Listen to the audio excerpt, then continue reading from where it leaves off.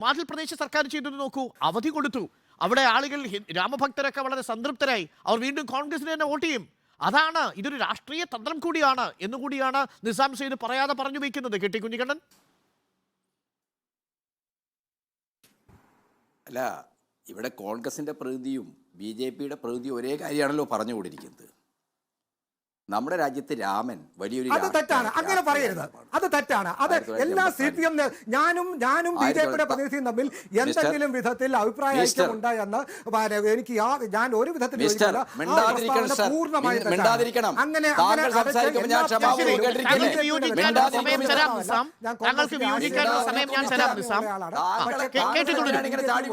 അങ്ങനെ സംസാരിക്കുന്നതെന്ന് വെറുതെ കാടടച്ച് പറഞ്ഞു പോകുന്നത് അസത്യമാണ്, വസ്തുതാവിരുദ്ധമാണ്. അങ്ങനെ ഒരു താങ്കൾക്ക് പ്രതിരോധിക്കാനും താങ്കൾക്ക് വിയോജിക്കാനുള്ള സമയം ഞാൻ നൽകാം. തുടരൂ.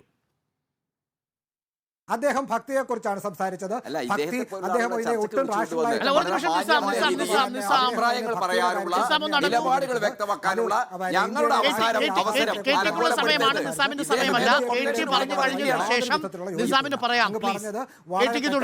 മാത്രമേ ഖേദപൂർവ്വം എനിക്ക് പറയാനുള്ളൂ. അദ്ദേഹത്തിന്റെ മൈക്ക് ഓഫ് ചെയ്യൂ അരുൺ. ആദ്യം ഒരു മര്യാദയുമില്ലാതെ ഒരു ജനാധിപത്യപരമായ ഒരു സംവാദം നിലക്കാണ് ഞങ്ങളെ പാർട്ടി എന്നോട് ഈ സംവാദത്തിൽ പോകാൻ പറഞ്ഞത്. അല്ലാതെ ഇദ്ദേഹത്തെ പോലെയുള്ള വെറിയന്മാർ കൊട്ടേഷനുമായിട്ട് വന്നിട്ട് കോൺഗ്രസിന് വേണ്ടിയുള്ള, ശശി തരൂരിന് വേണ്ടിയുള്ള കൊട്ടേഷനും ഏറ്റെടുത്ത് ഇവിടെ വന്നിട്ട് എല്ലാവരുടെയും അവസരങ്ങളിൽ ചാടി വീണ് എന്താണ് അഴുക്ക് ചാലിലെ വീണ പന്നികളെ പോലെ കളിക്കുകയാണോ? ഇത്തരം ചർച്ചകളിൽ ഇത് വളരെ അപകടം പിടിച്ചൊരു പ്രവണതയാണ്. ശുദ്ധ പ്രയോജനവാദം, മതനിരപേക്ഷത ഉൾപ്പെടെയുള്ള എല്ലാ ആദർശാത്മകതയും കളഞ്ഞുകുളിച്ച് ശുദ്ധ പ്രയോജനവാദത്തിന്റെ, പ്രാഗ്മാറ്റിസത്തിന്റെ വളരെ വൃത്തികെട്ട വാചകമടികളാണ് ഇദ്ദേഹം ഇവിടെ നടത്തുന്നത്. ശശി തരൂര് ഇത് കാലം മാറി, ഇത് നെഹ്റുവിന്റെ കാലമല്ല. നെഹ്റുവിന്റെ കമാൻഡ് സോഷ്യലിസത്തെ കൈയൊഴിഞ്ഞ കാലം മുതലാണ് ബാബറി മസ്ജിദ് തകർക്കാൻ നിങ്ങൾ ഒത്താശ ചെയ്തു കൊടുത്തത്. 1992 വിഖ്യാതനായ ഇന്ത്യയുടെ പ്രഥമ പ്രധാനമന്ത്രി എന്ന് നിങ്ങളുടെ മണിശങ്കരയ്യർ വിശേഷിപ്പിച്ച മിസ്റ്റർ നരസിംഹറാവു നെഹ്റുവിന്റെ കമ്പോള സോഷ്യലിസത്തിലേക്ക് ഞങ്ങൾ പോകുന്നു, നെഹ്റുവിന്റെ കമാൻഡ് സോഷ്യലിസം ഇന്നൊരു ആദർശാത്മകതയായി കൊണ്ടു നടക്കാൻ പാടില്ല എന്ന് പറഞ്ഞത്. എല്ലാ കോൺഗ്രസ്സുകാരും മതവംശീയതയുടെയും വർഗീയതയുടെയും കളത്തിൽ കളിക്കാൻ, ഇവിടുത്തെ RSSന്റെ അജണ്ട സ്വയം ഏറ്റെടുത്ത് നടപ്പാക്കാൻ സന്നദ്ധമായതിൻ്റെ ഏറ്റവും അപകടകരമായ സൂചനയായിരുന്നു 92 നരസിംഹറാവു നടത്തിയ ആ പ്രസ്താവന. ആ 92 പ്രസ്താവനയ്ക്ക് ശേഷമാണ് അരുണെ ബാബറി മസ്ജിദ് തകർക്കാൻ എല്ലാ രീതിയിലുള്ള മുൻ തീരുമാനമനുസരിച്ച്, പദ്ധതി അനുസരിച്ച് രാജ്യത്തിൻ്റെ എല്ലാ ഭാഗങ്ങളിലും RSSകാർ കർസേവകർ എന്ന ക്രിമിനൽ സംഘത്തെ രൂപീകരിച്ചുകൊണ്ട് അങ്ങോട്ടേക്ക് മാർച്ച് ചെയ്ത്. അപ്പോൾ ഈ രാജ്യത്തെ ദേശീയ വികസന സമിതി, നമ്മുടെ സുപ്രീം കോടതി, പാർലമെൻറ്റിൻ്റെ 2 മണ്ഡലങ്ങളിലെയും BJPക്കാരൊഴിച്ചിട്ടുള്ള മുഴുവൻ അംഗങ്ങളും ഒരുപോലെ നരസിംഹറാവുവോട് പറഞ്ഞതാണ്, UP ഭരിക്കുന്നത് കല്യാൺ സിംഗ് ആണ്, BJPക്കാരാണ്, അതുകൊണ്ട് പള്ളി പൊളിക്കാൻ അവരെല്ലാ സഹായവും ചെയ്തു കൊടുക്കും, അതുകൊണ്ട് പള്ളിയുടെ 3 കുംഭഗോപുരങ്ങൾക്കും ഒരു പോറലുമേൽക്കാതെ സൂക്ഷിക്കണം, അതിന് ഏതറ്റം വരെയും പോകാം, 356 വകുപ്പ് ഉപയോഗിച്ചാലും പള്ളി സംരക്ഷിക്കണമെന്ന് ഈ രാജ്യത്തെ മതനിരപേക്ഷവാദികളായ രാഷ്ട്രീയ നേതാക്കൾ പ്രധാനമന്ത്രിയോട് പറഞ്ഞതാ. പക്ഷേ എന്താ സംഭവിച്ചതെന്ന് നമുക്കറിയാം. പള്ളി പൊളിക്കുമ്പോൾ ഉറങ്ങിയ വിദ്വാനാണ് ഈ നരസിംഹറാവു. എന്നിട്ട് ലോകമാകെ പള്ളി പൊളിച്ച ദൃശ്യങ്ങൾ കണ്ട് ഞെട്ടിപ്പോയി.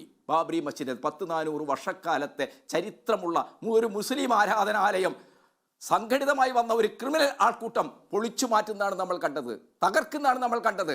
ഇവിടുത്തെ ഇടതുപക്ഷ പാർട്ടികൾ പ്രധാനമന്ത്രിയുടെ വീട്ടിലേക്ക് മാർച്ച് ചെയ്തപ്പോഴാണല്ലോ നരസിംഹറാവു ഉണർന്നത്. പ്രകാശ് കാരാട്ടിന്റെ നേതൃത്വത്തിൽ ഇന്ത്യയിലെ എല്ലാ ഇടതുപക്ഷ പാർട്ടികളും ഒന്നിച്ച് പ്രധാനമന്ത്രിയുടെ വീട്ടിലേക്ക് പോയി ലോകത്തോട്, രാജ്യത്തോട് പ്രധാനമന്ത്രി മറുപടി പറയണമെന്ന് പറഞ്ഞു. അങ്ങനെയാണ് പ്രധാനമന്ത്രി പുറത്തു വന്ന് മാധ്യമങ്ങളോട് പറഞ്ഞത്, പള്ളി പൊളിച്ച സ്ഥലത്ത് പള്ളി പണിയും, ബാബറി മസ്ജിദ് നിലനിന്ന ആ തകർത്ത സ്ഥലത്ത് തന്നെ ഞങ്ങൾ പള്ളി പണിത് കൊടുക്കും. എത്ര വർഷമായി ആ ഉത്തരവാദിത്വം നിർവഹിച്ചോ നിങ്ങൾ? ആ ഉത്തരവാദിത്വം നിർവഹിച്ചില്ലല്ലോ. BJPയുടെ വളരെ കുടിലമായ ഒരു രാഷ്ട്രീയ തന്ത്രത്തിലല്ലേ ലക്നൗ ബെഞ്ച്, അലഹബാദ് ഹൈക്കോടതിയുടെ ലക്നൗ ബെഞ്ചിന്റെ വിധിയുടെ ഒരു അപ്പീൽ കേസിലാണല്ലോ രഞ്ജൻ ഗൊഗോയിയുടെ 5 അംഗങ്ങളുള്ള ഈ ബെഞ്ച് ഈ വിധി എഴുതിയത്. ആ വിധിയിൽ രഞ്ജൻ ഗൊഗോയി തന്നെ, ആ ജഡ്ജിമാർ തന്നെ കൃത്യമായി പറഞ്ഞു, ഈ പള്ളിയുമായി ബന്ധപ്പെട്ട ഒരടിസ്ഥാനവും വസ്തുതയും എന്താണ്, ഇവിടുത്തെ ഹിന്ദുക്കൾക്ക് രാമക്ഷേത്രത്തിന് അനുകൂലമല്ല, അവിടെ ക്ഷേത്രമുണ്ടെന്നുള്ളതിന് തെളിവല്ല, മറിച്ച് എന്താണ്, അത് 2.74 ഏക്കർ സ്ഥലം മുസ്ലിം സുന്നി വഖഫ് ബോർഡിൻ്റെ ഉടമസ്ഥയിലുള്ളതാണ്. അവസാനം എന്താണ് രഞ്ജൻ ഗൊഗോയി എഴുതി വെച്ചത്? അങ്ങനെയൊക്കെയാണെങ്കിലും ജനങ്ങളുടെ വിശ്വാസം അവിടെയാണ് രാമൻ ജനിച്ചത്. അയോധ്യയിൽ അവിടെയാണ് രാമൻ ജനിച്ചത്. അതുകൊണ്ട് വിശ്വാസത്തെ കണക്കിലെടുത്ത് വസ്തുതയെ, തെളിവുകളെ, ഉടമാവസ്ഥ രേഖകളെ തള്ളിക്കളഞ്ഞു. അത് ഒട്ടും ജുഡീഷ്യലായ ഒരു വിധിയായിരുന്നില്ല. അത് മനസ്സിലാക്കാൻ നമ്മളിപ്പോൾ മറ്റെവിടെയും പോകണ്ടല്ലോ. ആഴ്ചകൾക്കൊക്കെ മിസ്റ്റർ രഞ്ജൻ ഗൊഗോയി ഇന്ത്യൻ പാർലമെന്റിൽ BJPയുടെ രാജ്യസഭാംഗമായില്ലേ? ആ ഗണത്തിൽപ്പെട്ട 5 ജഡ്ജിമാരും BJP ഭരണത്തിന് കീഴിൽ ഉന്നതങ്ങളിൽ അപ്പോയിന്റ് ചെയ്യപ്പെട്ടില്ലേ? ആന്ധ്രയിലെ ഗവർണറായില്ലേ? ചില ട്രിബ്യൂണലുകളുടെ തലവന്മാരായ ചിലർ മാറിയില്ലേ? തന്നെ ധാർമ്മികതയെ ഇതെന്തായാലും സുപ്രീം കോടതി വിധിയിലൂടെ രാജ്യത്തിന്റെ പരമോന്നത ന്യായപീഠം വിധിച്ചൊരു കേസാണ്. ആ വിധിയിലൂടെ അത് രാജ്യത്തിന്റെ നിയമമായൊരു കേസാണ്. അങ്ങനെ രാജ്യത്തിന്റെ നിയമമായി കഴിഞ്ഞാൽ നീതിന്യായ പീഠത്തിന്റെ ജുഡീഷ്യറിയുടെ സാങ്ഷൻ ഉണ്ട്. അതാണ് ഇന്നലെ പ്രധാനമന്ത്രി ഇവർക്ക് നന്ദി പറയുന്നത്. കാത്തിരിപ്പായിരുന്നു, വൈകിപ്പോയി. ആ കാത്തിരിപ്പ് യാഥാർത്ഥ്യമാക്കി തന്ന നീതിപീഠത്തിന് നന്ദി അറിയിക്കുന്നുണ്ട്. അപ്പോൾ ലോ ഓഫ് ദി ലാൻഡായി തീർന്നു കഴിഞ്ഞ് അതൊരു പിൽഗ്രിം സെന്ററായി മാറാൻ പോകുന്നു. ഇനി എങ്ങനെ മാറി നിന്നുകൊണ്ട് നിങ്ങൾക്ക് ഇതിനെ നേരിടാൻ കഴിയുമോ എന്നൊരു ചോദ്യം വളരെ പ്രസക്തമാണ്. നമ്മൾ പ്രയോജനവാദം എന്നൊക്കെ പറഞ്ഞു പോകാമെങ്കിലും പ്രയോജനവാദമല്ലാതെ മറ്റെന്താണ് സാർ നമ്മൾ അരമനകളിൽ പോകുന്നത്? പ്രയോജനവാദമല്ലാതെ മറ്റെന്താണ് സാർ NSSന്റെ ഹെഡ് ക്വാർട്ടേഴ്സിൽ നമ്മൾ പോകുന്നത്? ഓരോ തിരഞ്ഞെടുപ്പിന്റെ സമയത്തും അരമനയിലും പള്ളിയിലും NSSന്റെ ആസ്ഥാനത്തും ഒക്കെ പോകുന്നതും അതേ പ്രയോജനവാദം തന്നെയല്ലേ KT?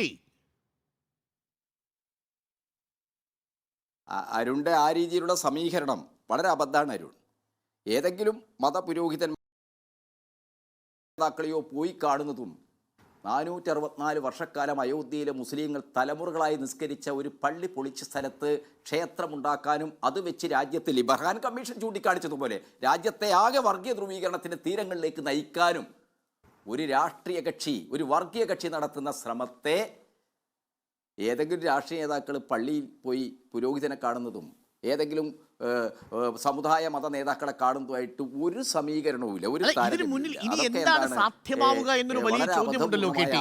അവിടെ ക്ഷേത്രം അത് ഭാഗികമായി നിർമ്മാണം പൂർത്തിയാക്കി. ആ ഭാഗിക നിർമ്മാണം പൂർത്തിയാക്കിയ സ്ഥലത്ത് ടെന്റിൽ കിടന്ന രാംലല്ലയ്ക്ക് ഇതാ ഒരു പുതിയ ജീവിതവും കൂടാരവും കിട്ടിയിരിക്കുന്നുവെന്ന് പ്രധാനമന്ത്രി രാജ്യത്തോട് പ്രഖ്യാപിച്ചു. 40K റെസൊല്യൂഷൻ ക്യാമറ വഴി ദൂരദർശൻ അത് സംപ്രേഷണം ചെയ്തു. നമ്മളടക്കമുള്ള മാധ്യമങ്ങൾ ഇത് തത്സമയം സംപ്രേഷണം ചെയ്തു. ലോകം കണ്ടു, കേരളം കണ്ടു, രാമഭക്തർ കണ്ടു. അപ്പോൾ ഇനി എന്താണ് ചെയ്യാൻ സാധിക്കുക? മുൻപിൽ ആ രാമൻ ഞങ്ങളുടേതല്ല എന്ന് പറയാൻ CPM-ന് പോലും കഴിയുന്നില്ല. അതാണ് നിസാം നേരത്തെ ചൂണ്ടിക്കാട്ടിയത്. ഇടവേളയ്ക്ക് ശേഷം തിരിച്ചു.